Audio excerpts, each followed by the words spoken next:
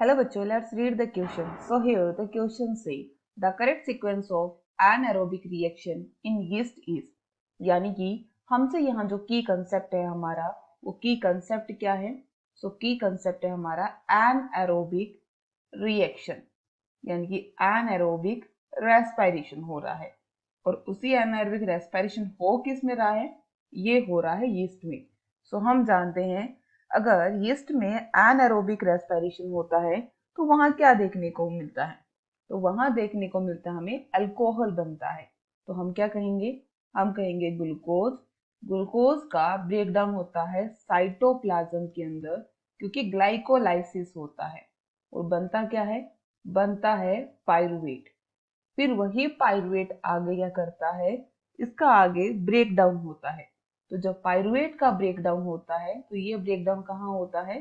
Cytoplasm के अंदर। और बनता क्या है?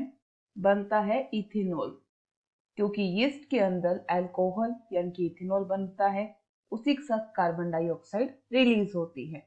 तो हमारे पास यहाँ पर जो फर्स्ट ऑप्शन है वो कहा गया कि ग्लूकोज से साइटोप्लाज्म पाइरुवेट, फिर बनेगा माइटोकॉन्ड्रिया। माइटोकॉन्ड्रिया में नहीं तो रॉन्ग हो गया।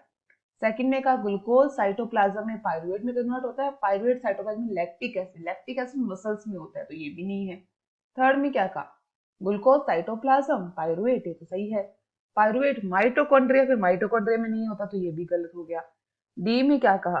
Glucose cytoplasm pyruvate cytoplasm ethanol carbon dioxide, यानी कि डी यहाँ पर क्या है? सही है। सो ग्लूकोज से साइटोप्लाज्म में पाइरुवेट, पाइरुवेट साइटोप्लाज्म में इथेनॉल और कार्बन डाइऑक्साइड के अंदर ब्रेक होता है। I hope you understand it well. Best of luck. Thank you.